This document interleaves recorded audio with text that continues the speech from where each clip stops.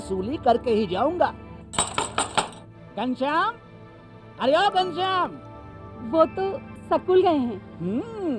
School गया है। अरे बहाना तो ढंग का बनाती। हाँ लाला, मैं स्कूल ही गया था, फार्म स्कूल, जहाँ किसानों को सिखाई जाती है खेतों में पैदावार बढ़ाने की हर बात, जैसे मिट्टी के हिसाब से सही खाद, बढ़िया बीज और जरूरत के मुताबिक कीटनाशक, ताकि कम लागत में अधिक मुनाफा। ये पकड़ लाला, तेरा हिसाब साफ।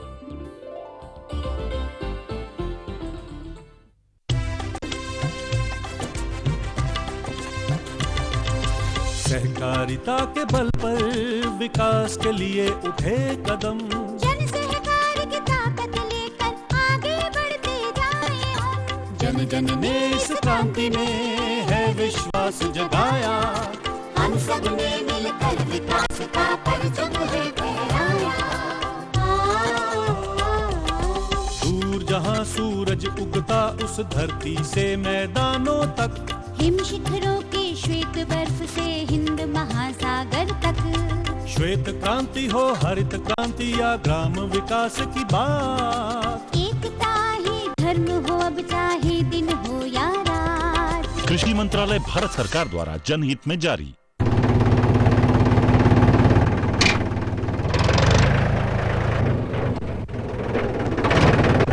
अरे हरकू वाह, बीज, कीटनाशक और आज खाद भी। अरे इतना खर्चा कहाँ से? अरे खर्च की चिंता किसे है, मेरे पास है ये किसान क्रेडिट कार्ड। कार्ड? अरे बैंकों द्वारा जारी इस कार्ड से किसान उसकी सीमा तक की रकम कभी भी बैंक से निकलवा सकता है और खेती बाड़ी की सामग्री कभी भी खरीद सकता है। तो हरकू भैया एक कार्ड मेरे लिए भी। किसान क्रेडिट कार्ड के लिए नजदीकी बैंक से संपर्क करें और पाएं ढेर सारे लाभ।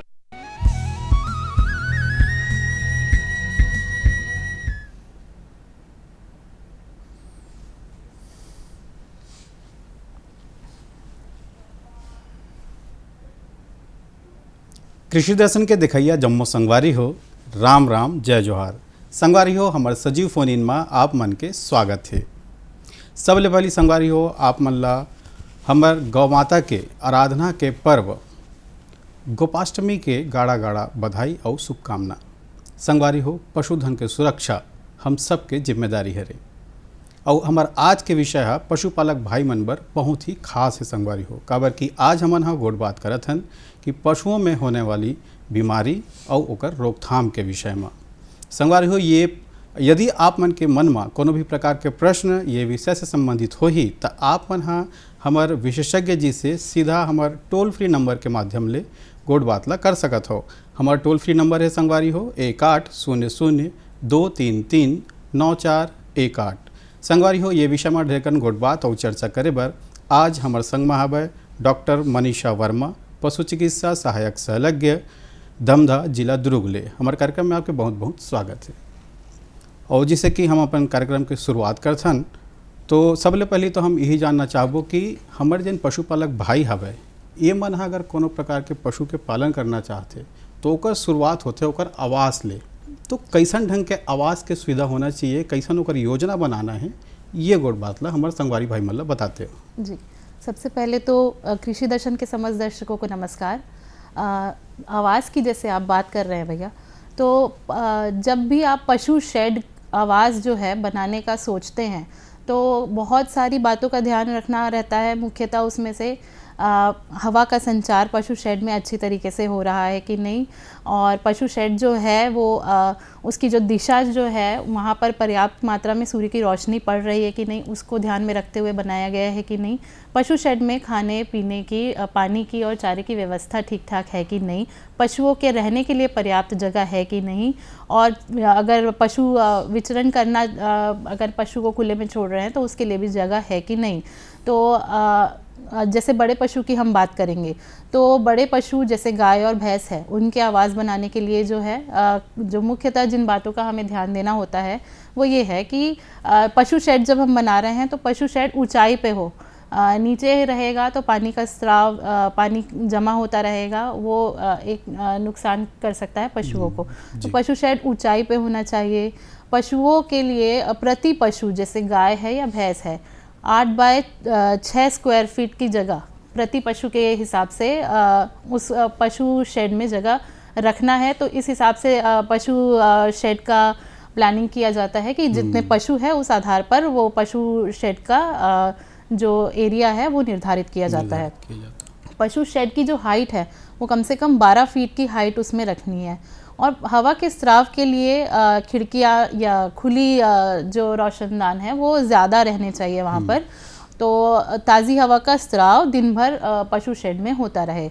और धूप की अगर हम बात करेंगे तो ऐसा हमें पशु शेड का जो डायरेक्शन रखना है कि उत्तरी हिस्से में ज़्यादा धूप पड़े और उसके दक्षिणी हिस्से में कम धूप पड़े, जिससे जो तेज़ गर्मी और तेज़ जो ठंड है, ज़्यादा गर्मी और ज़्यादा ठंड दोनों से बचाव हो सकेगा। और पशु शेड जो है उत्तर से पूर्व से पश्चिम दिशा की ओर रहेगा। और उत्तरी हिस्से में अगर जैसे भेड़ बकरी रखते हैं तो वो खुला और ढका हुआ दोनों उसमें पशु शेड में उसकी व्यवस्था होनी चाहिए। जी, तो डॉक्टर बकरियों साहब के लिए एक फोन आते हैं संगवारी भाई के, पहली फोन ले लेते हैं। हेलो हेलो, हाँ किसान भाई, क्या नाम है आपके, कौन गांव ले बोला था? नमस्कार सर, मैं नंद स्वरूप मिश्रा हूँ, बाराबंकी उत्तर प्रदेश से। मैं जानना ये चाहता हूँ कि जाड़े का मौसम आ गया, इसमें ठंड हवाएं चलेंगी, जाड़ा होगा, पाला होगा, तो ऐसी दशा में अपने पशुओं को किन रोग और किन कीटों से हमें बचाना है और कौन कौन सी सावधानी हमें बरतना है? जी, बहुत सुघर प्रश्न है आपके। जी, बस मैं अभी उसी में आने वाली थी कि जैसे पशु शेड की जो मैं बात कर रही थी संरचना की, तो मैं ठंड के मौसम पे ही मैं अभी बात करने वाली थी कि जैसे ठंड का मौसम आ रहा है, पशु शेड में मैंने कहा कि खुला रखना है, खिड़कियाँ या जो भी खुली जगह है वो पर्याप्त मात्रा में रहनी चाहिए। तो इससे ये हो सकता है कि पशुओं में ठंड लगने की संभावना बढ़ जाती है। तो उसमें तापमान को नियंत्रित करने के लिए हमें ध्यान देना होगा कि तिरपाल या फिर जो बोरी, जूट की बोरी होती है, उसे जो भी खुले रोशनदानियाँ खिड़कियाँ हैं उस पर हम रात के समय में टांग सकते हैं। और पैरावट जो होता है, पैराली जिसे कहते हैं, उसे ज़मीन पर बिछाएंगे अगर, तो उससे भी तापमान नियंत्रित रहेगा। और पशु शेड को ठंड के मौसम में सूखा रखना अत्यंत आवश्यक है, क्योंकि अगर नमी बनी रहेगी पेशाब से या जिस भी पानी पीने के पानी से, तो उससे निमोनिया या और किसी रोग के होने की संभावना ठंड के मौसम में बढ़ जाती है। तो पशु शेड का जो ज़मीन है उसे सूखा रखने के लिए हम चूना का जो पाउडर है उसका छिड़काव कर सकते हैं। 10 किलो चूना पाउडर प्रति 100 वर्ग मीटर की दर से आप चूने के पाउडर का छिड़काव कर सकते हैं। वो पशु का जो फ्लोर है पशु शेड का, उसे सूखा रखने में काफ़ी मददगार रहेगा। और इसके अलावा अगर बहुत ज़्यादा ठंड कहीं पर पड़ती है, जैसे उत्तर प्रदेश का बता रहे हैं, तो वहाँ तो काफ़ी ज़्यादा ठंड पड़ती है, हमारे छत्तीसगढ़ में उतनी ठंड नहीं है। तो जूट का जो बोरा है उसे ढक सकते हैं पशुओं को रात के समय में, ठंड के टाइम पे उसे नीचे से सील के ऐसे एक जैकेट जैसा भी बना सकते हैं। और कोशिश करें कि ठंड के मौसम में पशुओं को जब आप नहला रहे हैं तो जब पर्याप्त सूर्य की रोशनी तेज़ रहे उसी समय में पशुओं को नहलाएं और उसको सूखने का उसके विशेष ध्यान दें। ऐसा ना हो कि पशु गीला ही रह गया या छांव में चला गया, उससे निमोनिया होने की संभावनाएं बढ़ जाती हैं। जी, डॉक्टर साहब एक और फोन आवत है। हेलो हेलो, हाँ किसान भाई, हेलो हेलो, हाँ हम सेट के बात करते रहे। हाँ, तो ठंड के समय से तो ये बचे के अच्छा उपाय हवे। और कहे के मतलब ये है कि अगर हम बीमारी से बचना चाहते हैं तो हमला आवास में पर्याप्त रूप से ध्यान देला लगी जी। हमारे किसान भाई फिर से जुड़ गए लगते। हेलो हेलो, हाँ किसान भाई, क्या नाम है आपके, कौन गाँव ले बोला था? हाँ, मैं भगत राम पटेल बोला था, घुटकू बिलासपुर छत्तीसगढ़ ले। आप ला और डॉक्टर साहिबा जी ला आज के कार्यक्रम में राम राम जाते और गोपाष्टमी के आने वाला एकादशी की गाढ़ा गाढ़ा बधाई जाते हैं। बधाई, आप बोला बहुत बहुत बधाई और शुभकामना भैया। आप मन अपन प्रश्न पूछा। हाँ, मन आज के कार्यक्रम में ये जानना चाहते हैं कि जैसे अभी ठंड के मौसम आते तो जिन गर्भवती पशु है या फिर जिन पशु अभी नवजात जन्म के तैयार होए, तो ऐसा स्थिति में हमन ला उनकर देख रेख करे खातिर या उनकर अच्छा स्वास्थ्य के लिए कौन कौन से सावधानी रखना, खान पान में कौन बात के ध्यान देना, एकरे बारे में जानना चाहत रहे हैं। जी बिल्कुल, जी डॉक्टर साहब। बहुत सही प्रश्न पूछे हैं भैया आप। देखिए, गर्भवती पशु है, अगर गर्भवती गाय है तो उसका आखिरी का जो 2 महीना है, 8वां और 9वां महीना, वो बहुत ही एक बहुत इम्पॉर्टेंट, बहुत ही मुख्य समय होता है उसके पोषण में ध्यान देने के लिए, क्योंकि गाय जो 8वें और 9वें महीने में खा रही है तो उसका असर उसके जो नवजात बछड़े है, बछिया है, उसके ऊपर बहुत उसका प्रभाव सीधे तौर पर देखने को मिलता है। तो गाय का जो पोषण है उसमें कार्बोहाइड्रेट की मात्रा और प्रोटीन की मात्रा हमें थोड़ी सी आखिरी के 2 महीनों में बढ़ानी है। फाइबर की मात्रा उतनी ज़्यादा नहीं बढ़ानी है, उससे कब्ज होने की संभावना हो जाती है। तो कार्बोहाइड्रेट जो है उसकी मात्रा हमें, और जो दाना कंसंट्रेट मिक्सचर हम देते हैं उसकी मात्रा, मतलब एनर्जी की मात्रा थोड़ी सी आखिरी के 2 महीने में बढ़ानी है। तो उससे जो नवजात बच्चा पैदा होगा वो और ज़्यादा स्वस्थ होगा। नवजात पशु की जब हम देखभाल की बात कर रहे हैं, ठंड का मौसम है, जब बच्चा, बछिया या बछड़ा होता है तो उसके नाक में म्यूकस, मुंह में जो वो है उसे निकालना, उसे सुखाना सबसे प्राथमिक ज़रूरत होती है कि वो पूरी तरीके से उसके नाक का जो म्यूकस है, जो गीला पदार्थ जो बछिया होने के बाद होता है, उसे निकालना और उसे अच्छे तरीके से साफ़ करना, सुखाना, ये सबसे पहला और सबसे महत्वपूर्ण कार्य होता है, क्योंकि वही अगर गीला रह जाता है तो उसे निमोनिया होने की संभावना ठंड के समय में थोड़ी बढ़ जाती है। कोशिश करें कि अगर आप उसके नाक का म्यूकस नहीं निकाल पा रहे हैं अपने साफ़ करते हुए, तो थोड़ा उसे ढलान में लेटाएं जिसमें उसका जो सिर है वो नीचे की तरफ हो, तो उससे थोड़ा म्यूकस जो है वो बाहर निकलेगा। और उसे अच्छे से पोंछ के उसे सूखे और शुष्क जगह पे रखना है, जहाँ पर कोई गीला या फिर कोई ठंड ज़्यादा ना हो। लेकिन हम क्या करते हैं कि बहुत ज़्यादा ठंड से बचाने के लिए पूरा जो कोठा है या जो जहाँ पे रखते हैं उसे पूरे तरीके से कवर कर देते हैं, पूरा बंद करके रख देते हैं ताकि उसे ज़्यादा ठंड ना पड़े बछिया को। वो थोड़ा सा हम गलत करते हैं। थोड़ा हवा का, ताज़ी हवा का स्त्राव आपके जो पशु शेड है उसमें बना रहना चाहिए। गर्मी, पशु में गर्मी उत्पन्न करने के लिए और भी साधन होते हैं, जैसे पैरावट जो हम बिछा रहे हैं उसमें हम बछिया या बछड़े को रखेंगे। अगर अलाव जलाते हैं, अलाव जलाएंगे तो ये कोशिश करें कि वो बछिया उसे जल ना जाए, उसका ध्यान रखें कि थोड़े देर के लिए अगर हम अलाव जला रहे हैं तो उससे उसकी दूरी भी बनी रहे और उसको गर्मी भी मिलती रहे। और शुरू के जो 2 महीने हैं वो बछिया के भी खान पान के लिए बहुत महत्वपूर्ण होते हैं। शुरू में सबसे पहला तो कोलोस्ट्रम, जो गाय का पहला दूध जिसे हम कहते हैं, वो बहुत आवश्यक होता है बछिया या बछड़े के लिए। उससे उसे जो अधिकतर इम्यूनिटी, जिसे हम रोग प्रतिरोधक क्षमता कहते हैं, वो उसी दूध से पहला जो दूध होता है उसी से उसे प्राप्त होती है अपनी माँ से। तो वो जो दूध है पर्याप्त मात्रा में बछिया पिए। हर 3 घंटे में उसे कोशिश करें कि वो अपनी माँ का दूध पीती रहे शुरू के 2-3 दिन। और अगर दूध की कमी उसे हो रही है स्टार्टिंग में ही, अगर माँ या दूध नहीं मिल पा रहा है या माँ नहीं है, तो कोशिश करें स्टार्टर जो एक आता है, दूध का रिप्लेसर होता है, वो कमर्शियली मिलता है, दुकानों में अवेलेबल रहता है। आप पशु चिकित्सक से परामर्श करेंगे तो वो भी आपको सजेस्ट करेंगे कि दूध की मात्रा जो है वो बनी रहे। तो हाँ, मिल्क रिप्लेसर, मिल्क स्टार्टर्स जो होते हैं वो दें।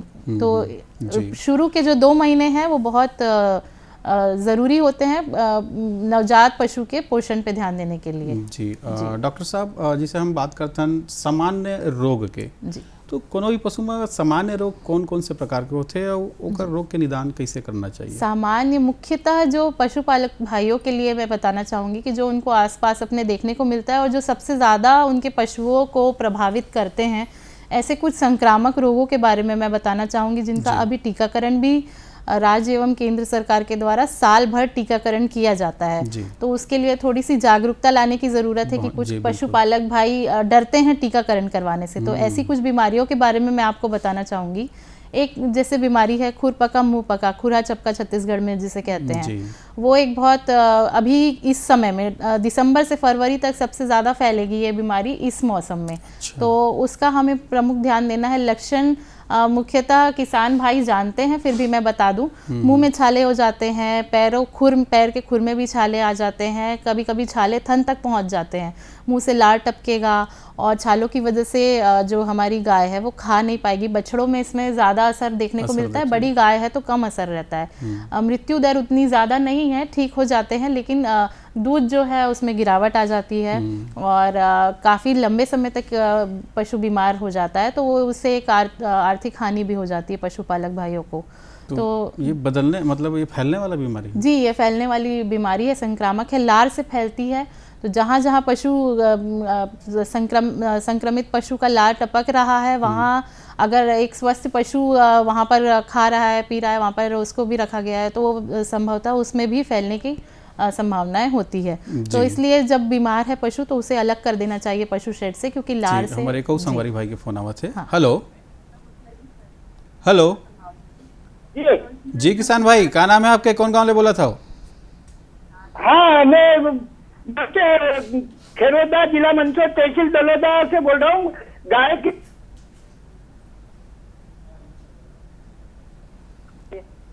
जी जिला मंदसौर, तहसील दलोदा से बोल रहा हूँ। आप मैंने अपन प्रश्न ला एक बार बोलो भैया। हाँ, मैं पिछले पाँव में प्रश्न एक बार बोलो भैया। हाँ, मैं ग्राम खेरोदा, जिला मंदसौर, तहसील दलोदा, पिछले पाँव में उसके दोनों सूजन आ गए। मैं ग्राम खेरोदा, जिला मंदसौर, तहसील दलोदा, पिछले पाँव में उसके दोनों सूजन आ गए। हाँ जी, जहाँ तक मैं प्रश्न समझ पाया हूँ, गाल में सूजन आगे है, पिछले पाँव में कह रहे हैं, पिछले पाँव में। अच्छा। हाँ, ये भी एक संक्रामक रोग का लक्षण है, ब्लैक क्वार्टर जिसे कहते हैं। हाँ। लंगड़ा बुखार इसे कहते हैं, ये एक संक्रामक रोग है। पिछले पाँव में सूजन आ जाती है गैस भरने की वजह से। अगर हम उसे छू के देखेंगे तो उसमें कड़कड़ाहट की आवाज भी सुनाई देगी। अच्छा। तो ये भी एक संक्रामक रोग इस मौसम में ये भी देखने को मिलता है। इसका भी एक टीकाकरण किया जाता है HSBQ करके, साल में 2 बार इसका भी टीकाकरण होता है। टीकाकरण जिसमें हुआ है उसमें संभावना पशुओं में कम देखने को मिलती है, और अगर हो भी जाते हैं तो लक्षण भी कम रहते हैं बिना टीकाकरण किए हुए पशुओं के तुलना में। तो हाँ, इसके लिए एंटीबायोटिक का डोज पशुओं में देना बहुत आवश्यक होता है। आप अपने नज़दीकी पशु चिकित्सक को बुलाकर या फिर उनके परामर्श से अपने पशुओं को ठीक करा सकते हैं। तो इसमें ये है, लड़खड़ाने लगेगा, लंगड़ा बुखार इसे कहते हैं। तो पिछले पाँव में जो सूजन रहती है उसकी वजह से पशु को चलने में बड़ी दिक्कत होती है। कभी कभी लंबे समय तक सूजन की वजह से, सड़ने की वजह से वो पैर भी खराब होने लगता है। तो इसका जितनी जल्दी आप इलाज करवाए संभव है आपसे, उतना बेहतर है पशु के स्वास्थ्य के लिए। जी, डॉक्टर साहब, और सामान्य बीमारी की बात करते हैं ना, जमा हमारे जन टीकाकरण है पर बड़ा महत्व है। जी जी। टीकाकरण ला कौन कौन से समय में करना चाहिए? टीकाकरण राज्य एवं केंद्र सरकार द्वारा, इनके संयुक्त तत्वाधान में साल भर जो बीमारी जिस समय में फैलती है उसके हिसाब से सरकार द्वारा पहले ही ये निर्धारित कर दिया जाता है। अच्छा। और उस हिसाब से पशुओं को घर घर जाकर या फिर नज़दीकी पशु औषधालय, पशु चिकित्सालय में जाकर टीकाकरण की सुविधा सरकार ने उपलब्ध करवाई है। हमारे कौ किसान भाई जुड़ गए हैं। हेलो हेलो जी किसान भाई, क्या नाम है आपके, कौन गांव ले बोला था?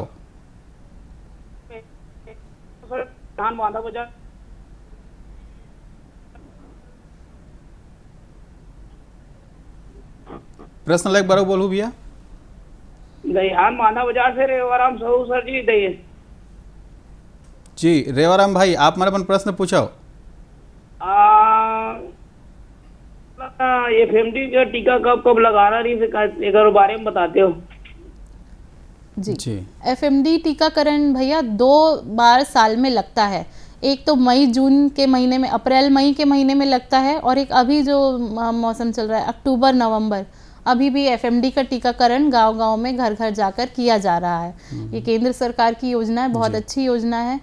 पशुपालकों में जागरूकता लाने की बहुत आवश्यकता है कि FMD का टीकाकरण अपने पशुओं में अवश्य करवाएं। जी जी। ये बहुत जल्दी, बहुत छूतकी बीमारी इसे कह सकते हैं हम, बहुत जल्दी पशुओं में फैलती है, और अभी लक्षण देखने को मिल ही रहे हैं कुछ कुछ गाँव में। तो जिस जगह पे लक्षण देखने को मिल रहे हैं वहाँ तो निश्चित तौर पर आपको अपने पशुओं में एफएमडी का टीकाकरण करवाना चाहिए। जी जी। अच्छा, हमारे पशु मन ला ज़्यादा बीमारी जन हो जी, इकर बर आहार कितना महत्वपूर्ण है और आहार में हमन ला का देना चाहिए? जी, आहार प्रबंधन बहुत महत्व रखता है पशुओं के स्वास्थ्य और रोग प्रतिरोधक क्षमता को ठीक ठाक बनाए रखने में। आहार एकदम संतुलित होना चाहिए। अगर पशुओं को हरा चारा, सूखा चारा, इसके साथ दाना, और जैसे ठंड का मौसम है तो ठंड में कभी गुड़ या वो खली कहते हैं जैसे, हाँ, वो सब खिलाएंगे तो उससे गर्मी भी उत्पन्न होगी। तो एक बैलेंस मात्रा में हम अपने पशुओं को जब आहार दे रहे हैं तो उससे काफ़ी हद तक हम उसकी रोग प्रतिरोधक क्षमता को बनाए रखने में, अच्छा रखने में हमारे लिए ये मददगार होता है। डॉक्टर साहब, एक संगे से हम जिसे बात करें आहार के, तो पशु के उम्र के हिसाब से भी आहार निर्धारित होता है? बिल्कुल बिल्कुल। जैसे बहुत छोटा पशु है, बछिया है, बछड़ा है, जन्म के तुरंत बाद उसका जो पेट है, जो रूमेन जिसे हम कहते हैं, वो डेवलप नहीं हुआ रहता है, तो उसे हम दाना चारा तो नहीं खिलाते हैं, वो माँ के दूध पर ही निर्भर करता है। 15 से 20 दिन तक तो वो कम्प्लीटली माँ के दूध पर निर्भर करता है। और उसके बाद 2 महीने, 4 महीने, 6 महीने पशु की ग्रोथ के हिसाब से उसका जो खान पान है वो निर्धारित होता है। एक हमारे संगवारी जुड़ गए हैं। Hello hello. हाँ किसान भाई, का नाम है आपके, कौन गाँव ले बोला था? हाँ सर नमस्कार, हम भयपुर से बोल रहे हैं, लखीसराय डिस्ट्रिक्ट से। जी जी, आप प्रश्न पूछो।